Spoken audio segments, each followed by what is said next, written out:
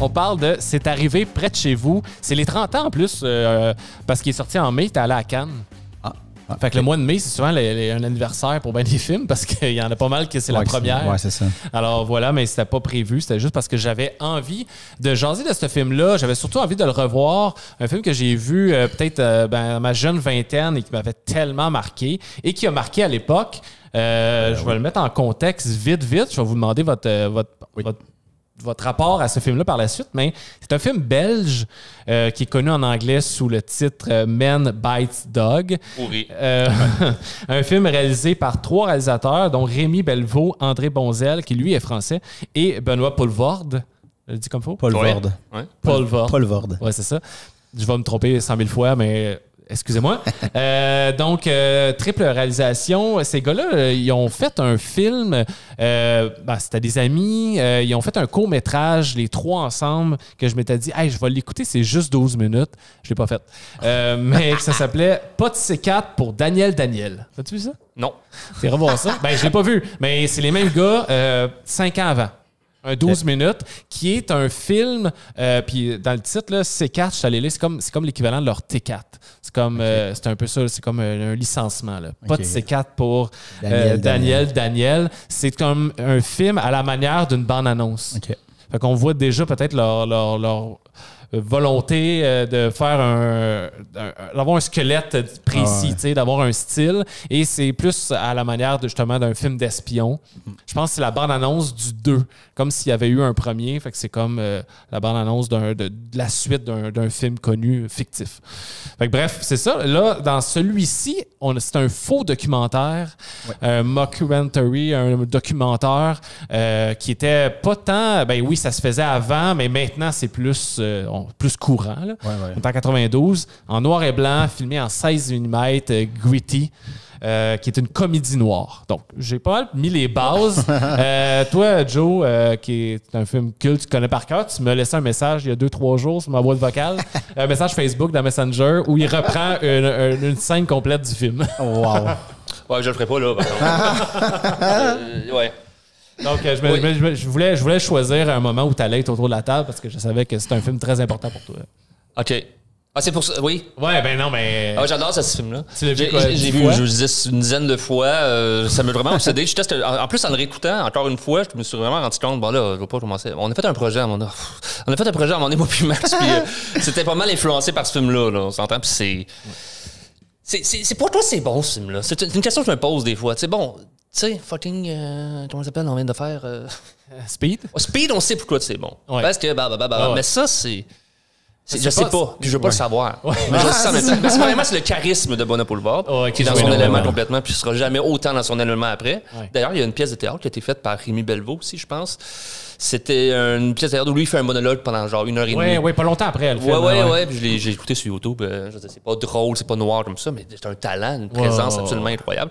Et ce que j'admire énormément dans ce film-là, c'est pas nécessairement l'aspect violence qui est comique. Bon, nécessairement, c'est le personnage qui est un psychopathe très cultivé, mais qui donne son opinion sur tout. Puis ça qui est le fun aussi. C'est quelque chose de très belge, apparemment, les gens qui savent tout, tu sais, puis c'est très québécois aussi. Ben, c'est très personne, sûrement. Il y a toujours des types de personnes qui vont dire « Ah, ça, c'est comme ça. Ouais, je sais. Ça, c'est comme ça. » Mais lui, très cultivé, il donne son opinion sur tout, mais il critique aussi tout le monde et il est tueur en série. Puis il y a comme une sorte de contradiction là-dedans, ne serait-ce éthique, mais aussi... absolument... Parlez donc, là. Ouais. Toi, Matt, tu l'avais pas vu. Je l'avais pas vu. J'ai un ami belge qui jouait de la musique. Il m'en parlait de ce film-là. Il voue un culte à Poelvoorde. Il est un peu plus vieux que moi, mais fait que lui, il avait vraiment vécu la sortie de ce film-là. Puis c'est un culte pour sa génération là-bas. Et... mais ce qui m'a appris, en fait, c'est que ce film-là, en fait, l'idée, ça vient d'une série télé. Oui. Qui est Striptease. Ouais, Striptease, ça, c'est malaisant. Il m'a envoyé une émission, puis j'étais, mon Dieu Seigneur. Finalement, il exagère à peine, dans le sens que, bon, il suivait pas Striptease des tueurs, mais il suivait des gens spéciaux. Ouais. L'émission, puis en fait, c'est ça, c'était vraiment sur le même ton. Un peu docu, on suit quelqu'un dans sa vie, le quotidien, et là, ça meurt, puis... Souvent des gens pauvres. Des gens pauvres, puis des gens, ça s'appelait, ils donnaient leur opinion sur n'importe quoi. Puis Puis c'est ça, là, dans le fond, il m'a envoyé une émission, puis c'était comme un gars, dans son salon, il y a une croix gammée, il y a le drapeau nazi, puis il parlait sur la vie. Ouais, c'est ça. Ça fait comme, c'est ça. C'est juste que là, il allait trop loin, tu sais, dans le film, évidemment, là, je veux dire. Il y a eu ça au Québec aussi, une émission de même, je sais pas, c'est Caméra 87 ou des années 80, tu sais, Candid Camera, plus en Europe. Puis il y avait comme un gars avec son genre d'alligator dans le bain à Verdun, c'était parfait, ça. Ouais, c'est ça. C'était vraiment des freak shows, là, que tu filmais, t'allais chez le monde, puis c'est comme l'ancêtre de la télé-réalité. C'est fou parce que... C'était de la télé-réalité. Oui, c'est ça. C'était pas comme aujourd'hui. C'est les débuts, puis... Mais tu sais, ce film-là, c'est ça. Moi, c'est la première fois, fait que j'étais comme... Je riais énormément, mais on dirait que plus le film avance, moins on rit. C'est clair. C'est la première 40 minutes qui est drôle, vraiment. C'est extrêmement drôle, mais il faut être prêt à ça. Il faut être prêt à... tu sais, comme là, la scène qu'on voit qui est chez une madame qui fait peur en sortant le film. La madame fait une espèce de crise cardiaque, puis il fait comme, c'est parfait. Ça m'évite de perdre une balle, tu sais. C'est extrêmement drôle, mais en même temps, mon Dieu que c'est lourd, tu sais. C'est de plus en plus noir. C'est de plus en plus noir, puis on dirait que c'est ça. Il y a quand même une critique, je trouvais, intéressante sur les médias. Tu sais, les médias qui filment la violence, qui filment la guerre pour dire, il faut la montrer, mais en même temps, ils ont ce spectacle-là vend, puis on en a besoin. Fait que c'est comme de mettre de plus en plus de l'avant ce spectacle-là de la violence. Fait qu'il y a quand même quelque chose là-dedans que je trouvais intéressant de ce côté-là. Ouais. Il en parlait beaucoup en entrevue de ça, justement. Il disait que... J'ai tout le temps une entrevue l'autre jour de lui, parce que j'écoute toujours ses entrevues quand il sort, elles sont très divertissantes. Puis Benoît Poulvord, il disait, des fois on me dit, tu sais, on pourrait plus faire ce film-là de nos jours. Puis les autres, ils pensent que c'est à cause de ce qu'on dit dedans. Mais c'est pas pour ça. On peut pas le faire aujourd'hui de nos jours parce que tout le monde est habitué aux téléréalités. Les choses ont changé, c'est pas nouveau. Tu peux pas faire un film qui essaie de critiquer la télé-réalité. Ce serait vraiment déjà passé date pas mal comme concept. Puis surtout qu'avec les réseaux sociaux, on est toujours en train de se filmer, on est toujours en train de s'auto-représenter. Donc, c'est vrai que le film n'a pas perdu aucunement de sa force. Non. Mais peut-être son message est un peu moins percutant. Parce que j'arrive pas à me mettre en 91, 12, whatever, quand c'est sorti. Je peux pas le savoir, moi. Mais, j'avais oublié à quel point la crew est impliquée dans les meurtres. Ah ouais. Dans le viol. J'avais complètement oublié cette scène-là. Je me suis quasiment surpris à être choqué, mais je l'étais pas pour vrai. Parce que, je veux dire, l'humour noir, j'en consomme beaucoup. Puis, tu sais, c'est un film, là, je sais pas. Mais c'est quand même radical. Je peux comprendre des gens. Tu sais, ça a fait scandale. Surtout cette scène-là, là, est tellement une chose qui arrive pas au début. Là. En fait, la scène qui a fait le plus scandale, c'est la scène où il fait les drinks, puis il fait des commentaires sur le petit Jérémy. Grégory. C'est Grégory. Le petit Grégory. Je suis toujours en train de me prouver. Le petit Grégory, c'est fou, ça. Mais c'est une histoire vraie. Mais ça, c'est parce que ça avait tellement fait parler en France et en Europe. C'est aussi ça, c'est le fait divers aussi. C'est comme peut-être juste expliquer, en fait, c'est quoi pour ceux qui connaissent pas l'histoire. Le petit Grégory, c'était un petit bonhomme en Belgique, en France, de 4 ans qui a été retrouvé dans une rivière attachée, noyé. Il est attaché, donc dans le film, il y a une olive. Attaché à un sucre, je pense. Un sucre. Fait quand le sucre fond, l'olive coule dans le fond. Il fait comme une métaphore pour bien attacher un corps. Je vais faire un drink. Ils font un concours. C'est ça. C'est le petit, ils sont sous, là, puis... C'est ça. C'est le dernier, je pense que son livre tombait, qui payait. En tout cas, je me rappelle la tournée. Mais ouais. Mais il faisait bien des. Puis il y a eu bien de. Il y avait aussi un truc que j'ai lu sur il y a un tueur après le film. Et là, il y a plein de gens qui ont dit qu'il a sûrement vu ce film-là, puis c'est à cause de ça, parce que... Il faisait tout le temps ça dans ce temps. Mais c'est parce qu'il y a eu un hasard, c'est qu'il est allé à une place, puis il s'est mis à tirer, puis c'est une des maisons qu'on voit dans le film quand il attaque une famille, je pense, avec un kid. Ouais, le kid qui sauve, là. Et c'est la même maison. Non, c'est pour ça que le monde, là, ils ont fait ça, il a sûrement vu le film, puis il est allé là. Mais c'était carrément. Mais après ça, en cours, ça a été prouvé qu'il n'y avait aucune idée c'était quoi ce film-là. mais c'est ça, il y avait beaucoup de drama autour de la sortie de ce film-là qui était un peu censuré dans des pays, les affiches. Ouais, en Suède, ça a été censuré, en Irlande aussi. Mais c'est ça, moi, la manière que le crew commence à être impliqué, puis je pense que c'est la première fois vraiment, là, quand il retient l'enfant, il sauve, là. OK, tu sais, retenir un enfant, c'est, oui, t'es complice d'un truc vraiment horrible, mais je veux dire, t'es pas en train de tuer quelqu'un directement, puis là, plus ça va, plus sont impliqués, puis tu sais, il y a un sonoriste qui meurt en premier, en tout cas, il y a quelqu'un qui meurt, puis quand t'as justement Rémi qui parle à la caméra, puis c'est comme s'il s'adressait un peu à sa femme, puis tu sais, en disant on veut continuer pour toi ce film-là, c'est aussi ton film, tu sais, vous savez, c'est les risques du métier. C'est hilarant, ça.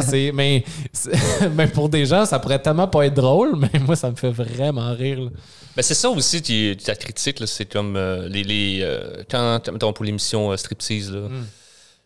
tu filmes ces gens-là, si tu participes à la représentation de ces types de manières de vivre-là, puis tu t'en laves les mains alors que tu fais juste dire, voici, ça existe dans le monde, montrons-le d'un point de vue sociologique, si on veut, mais en fait, non, tu participes, donc tu es activement dans la prolongation de ces idéologies-là. Ah, ça, je trouve ça incroyable, ça. La scène de départ, tu sais, parents. Ouais, mais c'est vrai, parents. Ouais, c'est vrai, parents, ça vraiment, ça devrait être parents.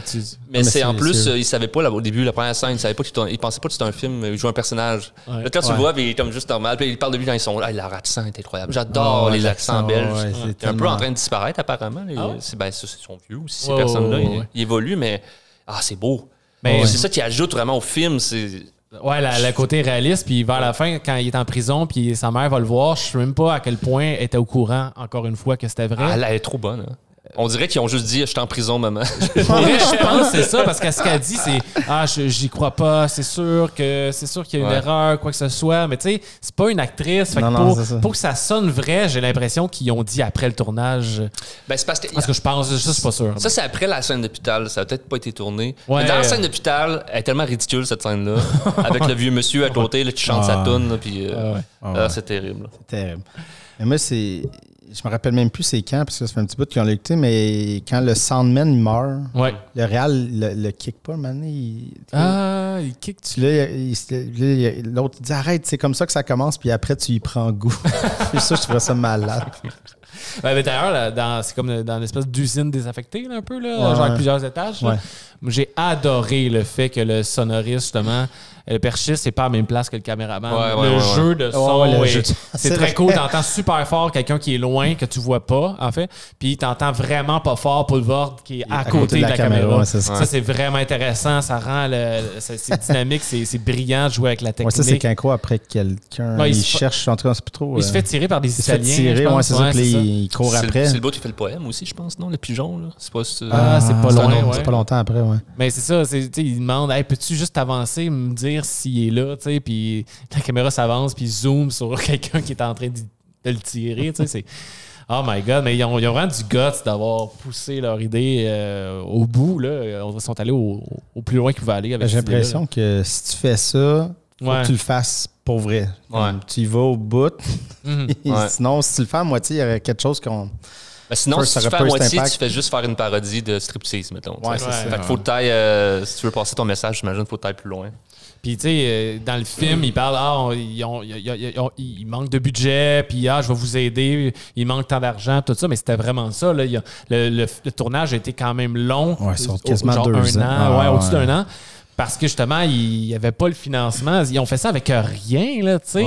Ils ont pris une cam Je pense qu'ils ont filmé avec des cams différentes parce que Mané, c'est ça, ils ont arrêté pendant un bout, puis ils ont recommencé avec pas la même cam. Mais c'est pour ça que des fois, il y a des petits changements dans le grain, tu sais, la pellicule. Il y a des moments que c'est pas tout à fait mais ça fait le charme en même temps. Parce que tu fais comme, on comprend. Puis en plus, ça marche à cause du film que, ils n'ont pas d'argent, fait que tu catches que...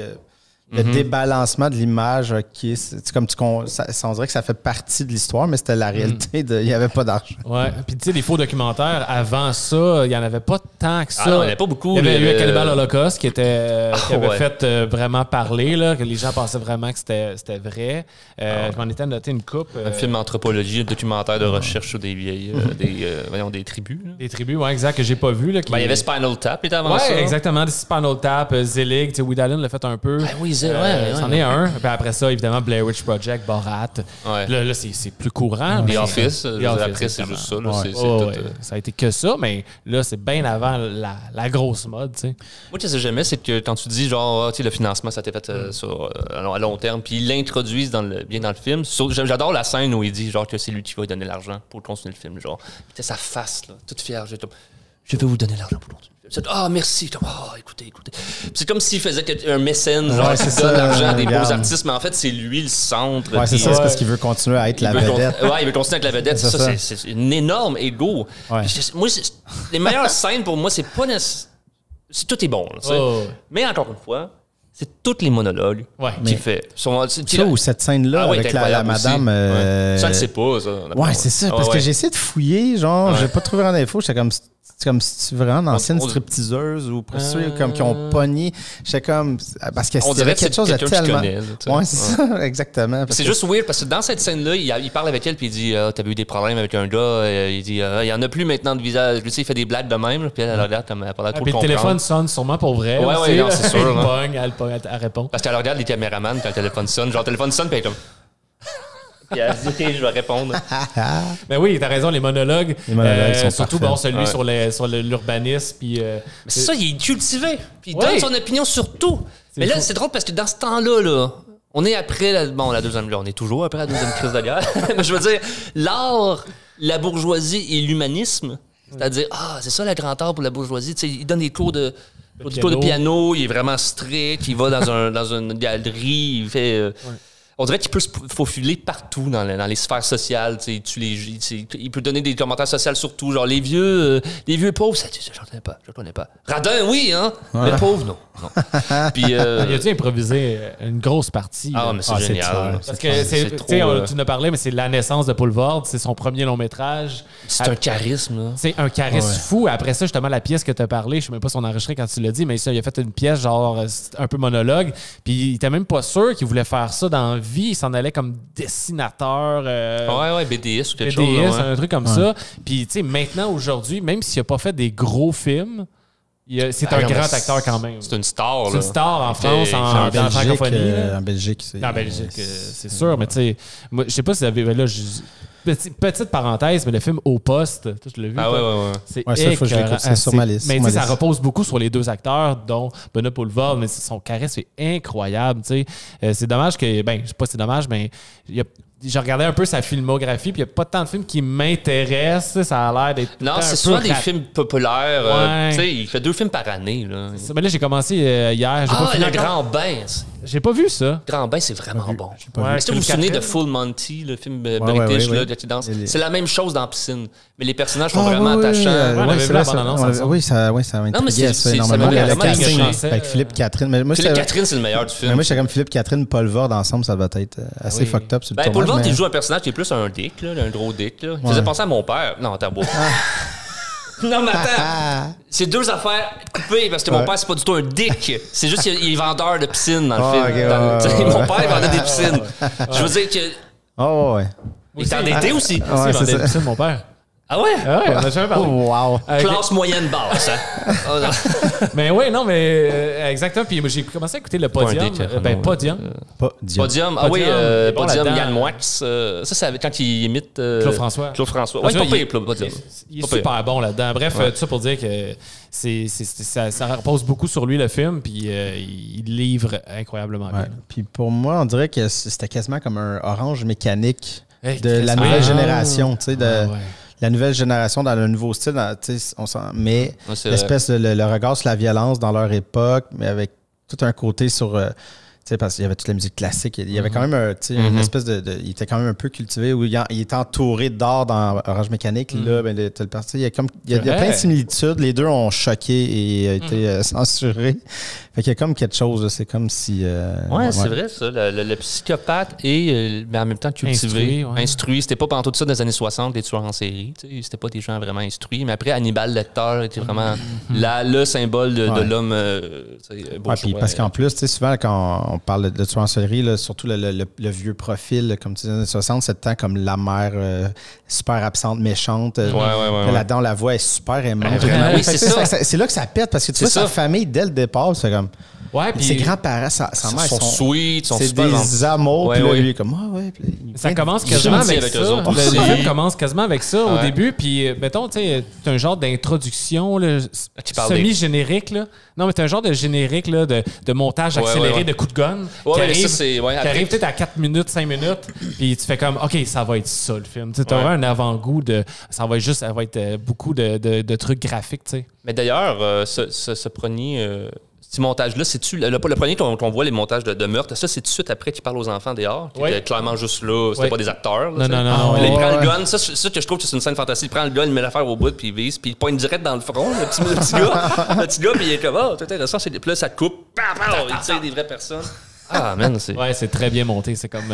Ça, ce film-là, ça m'a donné le goût de faire des faux documentaires. À un moment donné, j'ai essayé, puis je me suis rendu compte. J'ai eu peur de qu'est-ce que ça t'a donné le goût de. Mais... Non, juste faire Mais c'est parce que ça a l'air faire des facile. personnages payés que moi. Ouais, c'est ça. Mais ça a l'air facile, tu sais. Ils l'ont fait avec pas de budget. C'est juste que c'est du travail, mais c'est pas. Ben, ils ont capté Pas quelque impossible. chose. Là. Ils ont pas rien de quoi parce que, tu sais, on l'a pas tant mentionné à part Paul Vord, mais même les deux autres co-réalisateurs, ils sont sur l'équipe technique dans le film, tu sais. Puis Le réal, il y a un- c'est le réal. C'est Ouais. Rémi. C'est ça, exact. Puis il y a un quatrième scénariste qui est aussi le dernier Sandman à la fin. Ouais. Là, qui est, tu sais, ils jouent, ils l'écrivent. C'est un trip de gang. Ils sont pas beaucoup d'acteurs. Les autres, c'est des gens qui sont même pas au courant qu'ils sont dans le film. Puis c'est fait avec les moyens du bord. Tu sais. Ouais. Ça a été culte. C'est ça qui est. Ça donne ça donne en tout cas, ça donne le goût, comme tu dis, là, de l'essayer pour ceux qui trippent là, à faire du cinéma. Là. Une scène que moi j'ai tellement ri, puis j'avais oublié, mais qui est vraiment rough là aussi, mais c'est quand c'est comme sa fête, là, puis il reçoit des cadeaux, Ah puis oui. il reçoit les tuyaux de gun. Ah. Là, Il il essaye essaye. de tuer, puis direct dans le front du gars en face, qui reçoit une balle dans le front. Ah, Puis ouais. il Mon continue Dieu. comme si rien n'était. Ah, j'ai tellement ri, mais j'avais oublié ça. Fait que ça a été une surprise de revoir cette scène-là. C'est juste parfait. Là, C'était timing parfait, ouais. Si on peut parler de nos scènes préférées, on a parlé tantôt du racisme. Film très raciste, Très raciste. mais très drôle. En même temps qu'il est raciste, pour toi, c'est compliqué ça aujourd'hui. Hein?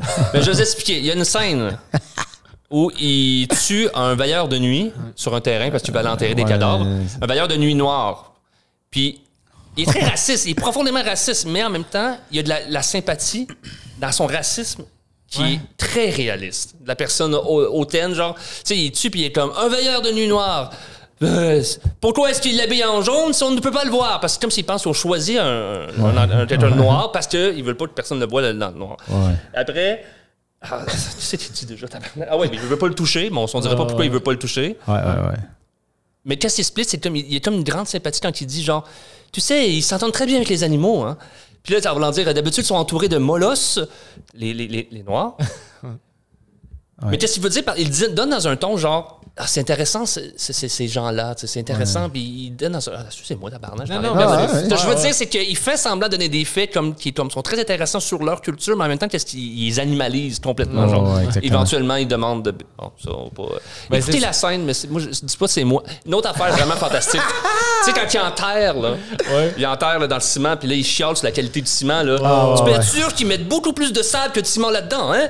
J'ai planté 2 maghrébins dans la colonne nord. Attention, je les ai tournés vers la Mecque. Ouais, c'est ça. Dans 5 ans, on verra l'autre cul. Mais c'est ça qui est fantastique. Il a tué des maghrébins, il les a plantés dans la... Puis là, il veut... Hey, wow, là. J'ai peut-être tué, mais je les ai tournés vers la Mecque avant. Ouais, c'est ça. Ah, c'est génial, cette phrase-là. C'est terrible. C'est terrible, mais c'est ça. C'est extrêmement drôle comme ça. Allez voir ça. Allez voir ça. Si vous avez écouté l'épisode, j'imagine que vous l'avez vu, sinon on a tout spoilé, mais allez le revoir. J'espère que ça vous a donné le coup de le revoir.